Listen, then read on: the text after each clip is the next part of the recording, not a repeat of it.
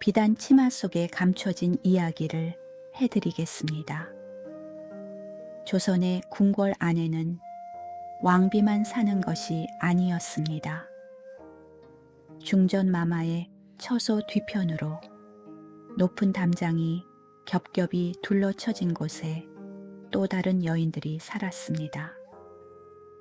후궁이라 불린 그 여인들, 왕의 여자이되 왕비는 아닌 사랑을 받았으되 그 이름은 역사에 온전히 남지 못한, 오늘 우리가 들여다볼 이야기는 바로 그 여인들의 진짜 삶입니다. 조선 왕조실록을 펼치면 왕비의 이름은 반드시 기록됩니다. 간택의 날, 책봉의 날, 승하한 날까지. 그러나 후궁의 이름은 다릅니다. 어떤 이는 딱 한 줄, 어떤 이는 아예 이름조차 없이 그저 상항, 궁 아무개, 혹은 수권, 아무개, 로만. 왕의 침전을 드나들고 왕자를 낳고 때로는 궁궐 전체를 뒤흔드는 권력을 쥐었으면서도 실록 속에서 그들의 존재는 한없이 작게 기록되었습니다.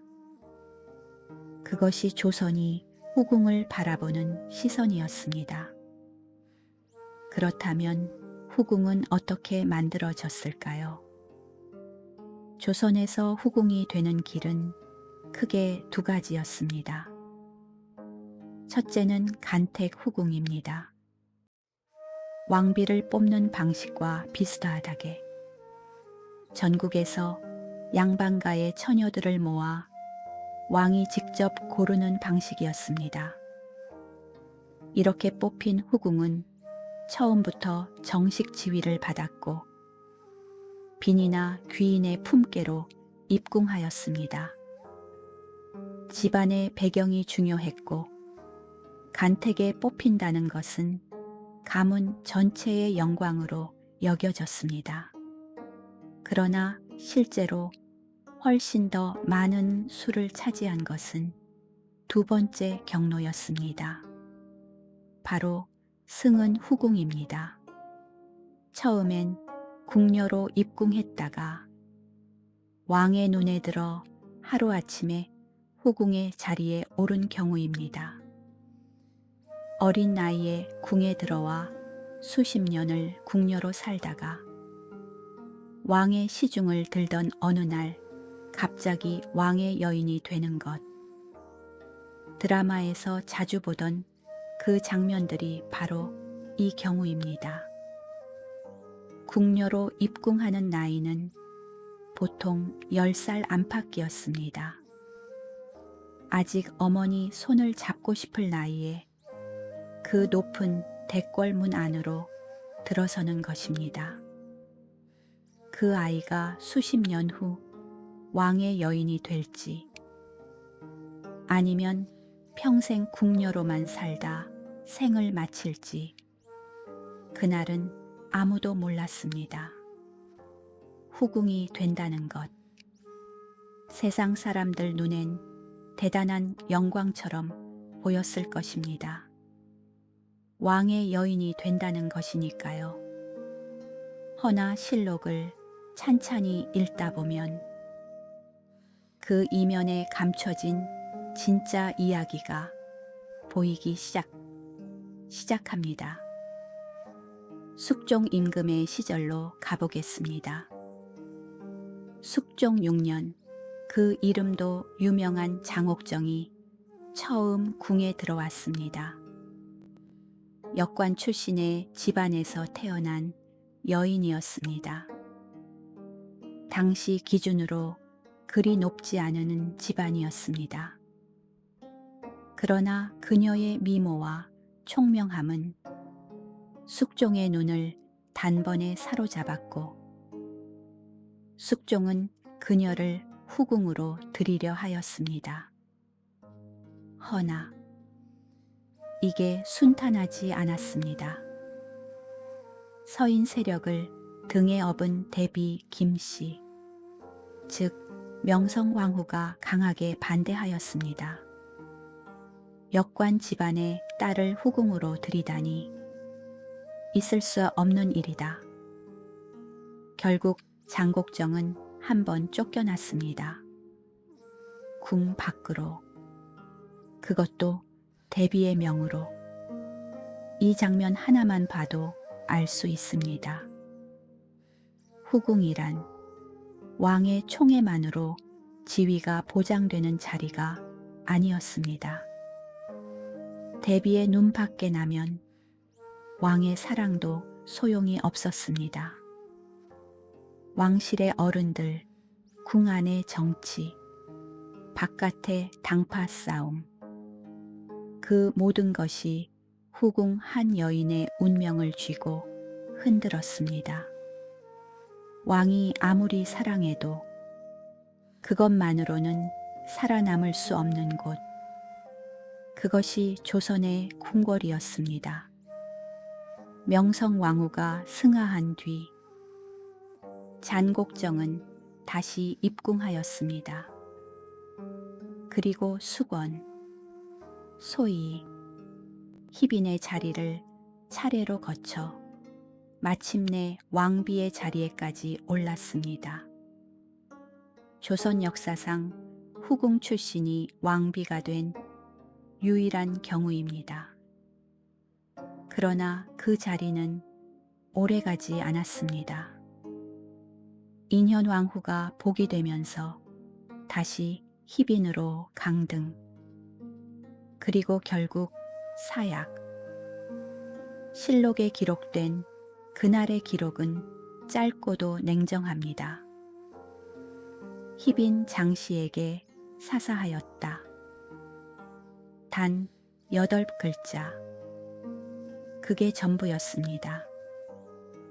파란만장한 삶의 마지막이 실록에는 고작 8글자로 남았습니다. 인현왕후가 복이 된 이후 다시 희빈으로 강등된 장옥정은 취선당에 머물게 되었습니다. 그리고 조선의 궁중 법도상 후궁은 중전에게 정기적으로 문안을 드려야 했습니다. 생각해 보십시오. 한때 중전이었던 여인이 자신이 앉아있던 그 자리에 앉은 여인 앞에서 고개를 숙이고 무릎을 꿇어야 했습니다. 그것이 후궁의 자리였습니다. 장희빈의 이야기가 유명한 이유는 그녀가 너무나 드라마틱한 삶을 살았기 때문입니다.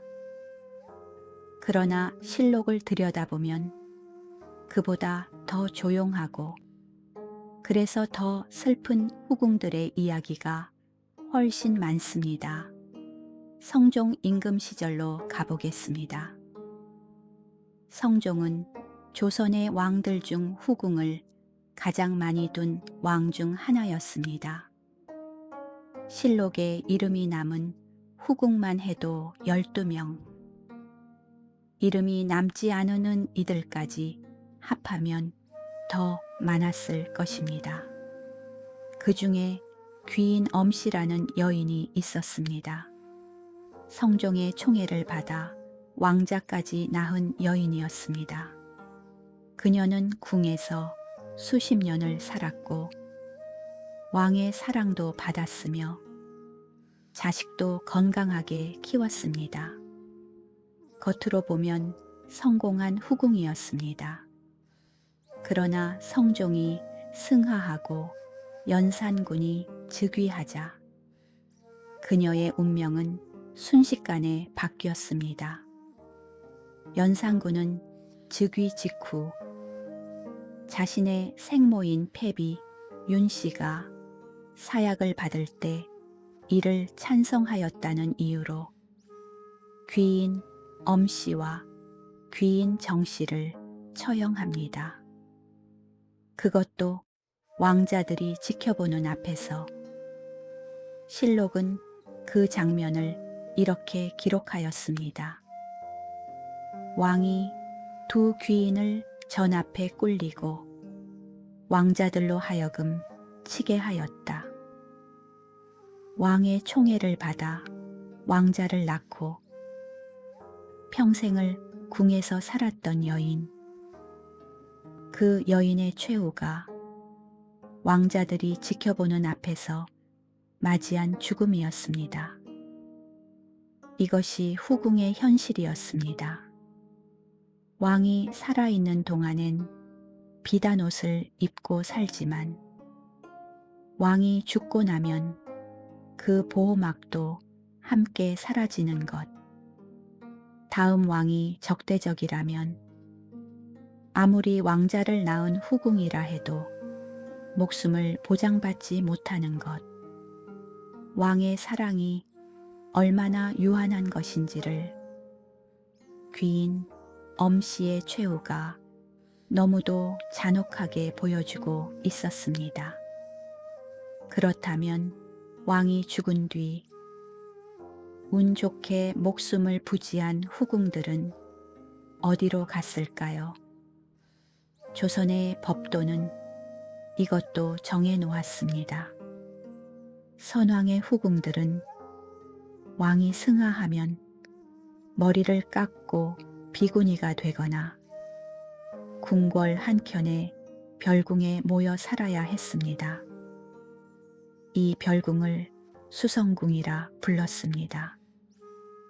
더 이상 왕의 여인으로 살 수 없는 그 여인들이 모여 남은 생을 조용히 보내는 곳. 다시는 화려한 연회에 참석할 수 없고 다시는 왕의 부름을 받을 수 없는 곳. 그저 선왕의 기일에 제사를 올리고 날마다 연부를 외며 살아가는 곳이었습니다. 어떤 후궁은 스물도 되지 않아 입궁하여 왕의 총애를 받다가 왕이 일찍 승하하는 바람에 20몇 살의 나이에 이미 머리를 깎고 수성궁으로 들어가야 했습니다. 이후 수십 년을 그 담장 안에서 보내다 노년의 생을 마쳤습니다. 실록에 기록된 이름 몇 글자 외엔 그 긴 세월이 어떠했는지 알 길이 없습니다. 후궁들의 일상을 좀 더 들여다보겠습니다. 경복궁이든 창덕궁이든 후궁들의 처소는 제법 격식을 갖춘 정학들이었습니다. 시녀들이 배속되어 있었고 음식도 따로 올라왔으며 품계에 따라 의복도 지급되었습니다. 외형적으로만 보면 부족함이 없는 생활이었습니다. 그러나 그 안에서의 일상은 어떠하였을까요? 후궁들은 기본적으로 궁 밖 출입이 자유롭지 않았습니다. 가족을 만나는 것도 엄격한 규정에 따라야 했고 친정 어미가 보고 싶어도 마음대로 나갈 수 없었습니다. 특별한 허락을 받아야만 궁 밖으로 나갈 수 있었습니다. 후궁은 자신의 처소인 내전에 머물면서 기본적으로는 왕의 부름을 기다리는 삶을 살았습니다. 하루하루가 기다림이었습니다. 오늘은 왕께서 누구의 처소를 찾으실까? 오늘은 중전마마 계신 곳을 찾으실 것인가? 아니면 요즘 총애하는 그 귀인의 처소로 가실 것인가? 후궁들에게 왕의 방문은 단순한 사랑의 문제가 아니었습니다. 왕이 자주 찾는다는 것은 곧 권력을 뜻하는 것이었고 왕이 발길을 끊는다는 것은 몰락의 시작을 뜻하는 것이었습니다. 내명부의 위계 질서도 엄격하였습니다. 후궁의 품계는 전길품 빈부터 시작하여 귀인, 소예, 수계, 소용, 수경, 소원, 수권까지 이어졌습니다. 왕자를 낳으면 품계가 올라가는 것이 일반적이었고, 총애를 잃으면 품계가 떨어지는 일도 있었습니다. 품계에 따라 받는 음식의 가짓수가 달랐고, 입는 옷의 색깔이 달랐으며, 처소의 크기와 시녀의 수도 달랐습니다. 같은 왕의 여인이라 해도 그 안에서 또 촘촘한 위계가 있었던 것입니다. 그리고 그 위계의 꼭대기엔 언제나 중전마마가 있었습니다. 후궁이 아무리 왕의 총애를 독차지하고 아무리 왕자를 많이 낳아도 중전의 위에 설 수는 없었습니다. 조선의 법도가 그것을 허락하지 않았습니다. 중전은 아무리 왕의 사랑을 받지 못해도 중전이었습니다. 그러나 후궁은 왕의 사랑을 잃는 순간 모든 것을 잃었습니다. 생각해 보십시오. 10몇 살의 나이에 궁에 들어와 그 높은 담장 안에서 평생을 사는 것.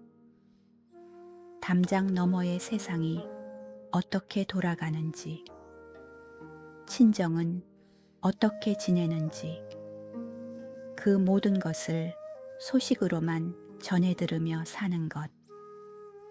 왕의 총애를 받는 날엔 화려한 비단을 걸치고 진귀한 음식을 먹지만 그 외의 날들은 긴 기다림과 적막 속에서 지내는 것. 조선의 궁궐이 얼마나 화려하고 아름다운 곳이든 후궁에게 그곳은 결국 아름다운 감옥이었습니다. 실록에는 후궁들 사이의 암투도 드문드문 기록되어 있습니다.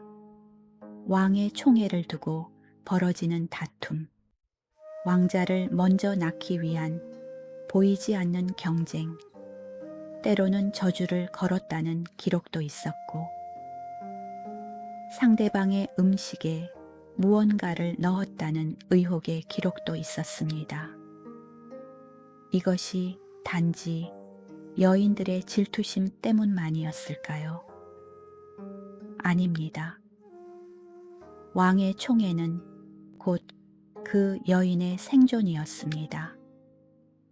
자식의 미래였습니다. 그러니 그 싸움이 얼마나 치열하고 처절했을지는 짐작하고도 남습니다. 숙종 시절 숙빈 최 씨와 희빈 장 씨의 갈등은 그 대표적인 예입니다. 숙빈 최 씨는 궁녀 출신으로 본래 신분도 낮고 집안도 미약하였습니다. 허나 그녀는 영특하고 조심스러운 성품으로 숙종의 마음을 얻었습니다. 그리고 훗날 영조가 되는 왕자를 낳았습니다. 희빈 장 씨가 살아있던 시절 숙빈 최 씨는 얼마나 조심스럽게 살았을까요?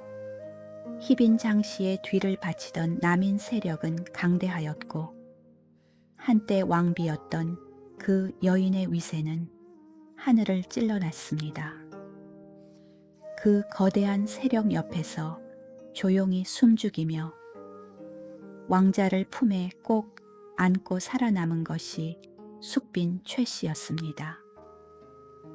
희빈 장 씨가 사사되고 나서야 숙빈 최 씨는 비로소 숨을 쉴 수 있었을 것입니다. 그러나 그녀도 끝내 빈의 자리에서 생을 마쳤습니다. 그녀가 낳은 아들이 영조가 되어 왕위에 오른 건 숙빈 최 씨가 세상을 떠난 뒤의 일이었습니다. 어미는 아들이 왕이 되는 것을 보지 못한 채 눈을 감았습니다. 아들이 왕이 되면 그 어미를 높이는 것이 조선의 법도였습니다. 영조는 즉위하자마자 어미 숙빈 최 씨를 추존하였습니다. 무덤을 왕릉에 준하는 소련권으로 격상시키고 사당을 세워 제사를 올렸습니다. 살아서는 누리지 못한 영광을 죽어서 받은 것입니다. 그러나 그 영광이 그 여인에게 어떤 의미가 있었을까요? 그녀는 이미 이 세상 사람이 아니었으니 후궁이 낳은 아들이 왕위에 오르는 것, 그것은 후궁으로서 가장 큰 영광이자 가장 큰 역설이기도 하였습니다. 아들이 왕이 된다는 것은 곧 그 어미가 대비가 된다는 것인데 후궁 출신은 대비가 될 수 없었습니다. 정실 왕비가 대비의 자리를 차지하였고 생모인 후궁은 궁 한켠에서 조용히 살아야 했습니다. 왕의 어미이면서도 대비가 될 수 없는 여인. 이 기막힌 역설을 후궁들은 어떻게 받아들였을까요? 이번엔 조금 다른 이야기를 해드리겠습니다. 후궁 중에서도 왕의 총애를 오래도록 유지하며 실질적인 권력을 손에 쥔 여인들도 있었습니다.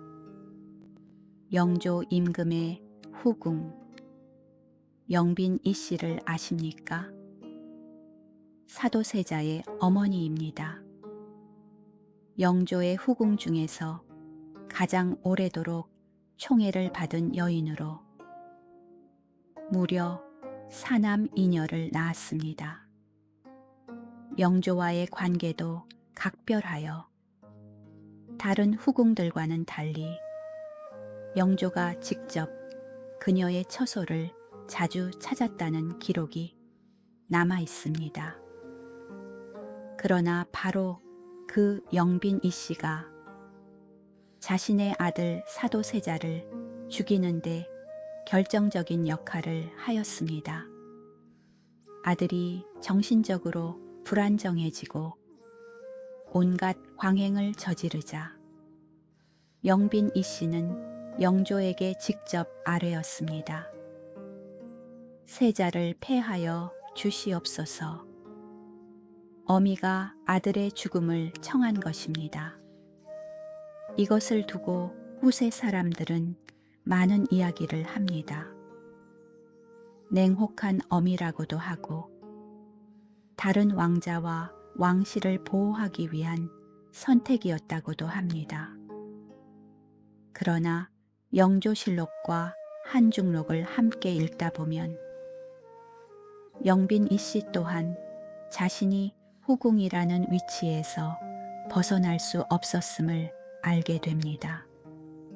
왕의 총애를 받는 후궁이라 해도 왕의 결정에 반할 수 없는 존재, 오히려 왕의 뜻에 가장 부합하는 선택을 함으로써 자신과 나머지 자식들을 지켜야 하는 존재, 그것이 후궁이었습니다. 아들을 살리고 싶었을 것입니다. 그러나 살릴 수 없었습니다. 후궁이었으니까요. 영빈 이 씨는 사도세자가 뒤주에 갇혀 죽고 나서 얼마 되지 않아 세상을 떠났습니다. 아들을 잃고 스스로도 그 죄책감과 비통함을 이기지 못했다는 이야기가 전해집니다. 실록에 기록된 영조의 말이 있습니다. 영빈 이 씨가 죽었다는 소식을 들은 영조가 이리 말하였다 합니다. 이제 내 곁에 남은 사람이 없구나. 왕이 그리 아꼈던 여인이었습니다. 그러나 그녀는 후궁이었기에 아들의 죽음을 막을 수도 없었고 왕의 결정에 감히 맞설 수도 없었습니다. 총애와 권력이 있었다 해도 결국 그 모든 것은 왕의 허락 아래에서만 존재하는 것이었습니다. 조선 왕조실록 성종편을 보면 수경 심씨에 대한 기록이 나옵니다. 성종의 총애를 받아 왕자까지 낳은 여인이었습니다. 그런데 어느 날 실록에 짧은 기록이 남습니다. 그녀가 사소한 일로 왕비에게 거슬리는 행동을 하였고 성종이 그녀의 처소 출입을 한동안 금하였다는 것입니다. 그 뒤로 실록에 그녀의 이름은 잘 등장하지 않습니다. 그냥 조용히 사라진 것입니다. 이름 없이 사라진 여인들, 그것이 수많은 후궁들의 현실이었습니다. 한 번의 실수, 한마디의 말, 실수가 전부를 잃게 만들 수 있는 삶. 그 긴장 속에서 하루하루를 살아야 했습니다. 시간이 흘러 조선 말기로 가겠습니다. 고종의 후궁이었던 순헌 황귀비 엄씨. 그녀는 고종의 총애를 받아 영친왕을 낳은 여인이었습니다. 조선이 기울어 가던 시절 그녀는 교육 사업에 힘을 쏟았습니다.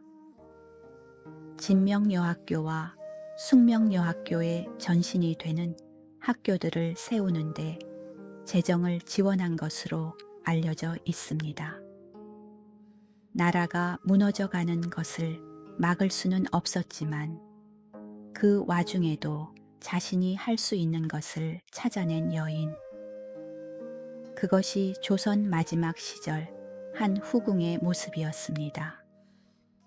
그러나 그녀는 결국 아들 영친왕이 일제에 의해 일본으로 끌려가는 것을 보고 세상을 떠났습니다. 나라도 잃고 아들도 빼앗기고 그 통한이 얼마나 깊었을지는 말로 다 할 수 없을 것입니다. 오늘 우리가 돌아본 후궁들의 이야기, 잔곡정, 영빈 이씨, 숙빈 최씨, 귀인 엄씨, 순헌 황귀비 엄씨. 이름이 남은 여인들은 그나마 역사에 흔적을 남겼습니다. 그러나 실록 어딘가에 짧은 한 줄로만 남은 혹은 이름조차 남기지 못한 수많은 후궁들이 있었습니다. 그 여인들이 어떤 꿈을 꾸며 자랐는지, 궁에 들어오던 날 어떤 마음이었는지, 왕의 부름을 기다리던 긴 밤에 무슨 생각을 하였는지, 실록은 그것을 기록하지 않았습니다. 실록은 사건을 기록하는 것이지 한 여인의 마음을 기록하는 것이 아니었으니까요. 허나 우리는 짐작할 수 있습니다. 그 담장 안에서 그 여인들도 사랑을 원하고 자식의 행복을 바라고 고향의 가족이 그리웠을 것입니다. 왕의 여인이기 이전에 한 명의 사람이었으니까요. 조선 왕조는 500년의 역사를 자랑합니다. 그 500년 동안 수백 명의 후궁들이 왕의 처소를 드나들었습니다. 그 여인들 한 명 한 명의 이름을 우리는 이제 다 알 수 없습니다. 그러나 오늘 이 이야기를 들으신 여러분이 기억해 주신다면 그 여인들의 삶이 헛되지는 않을 것입니다. 오늘 이야기는 여기까지입니다.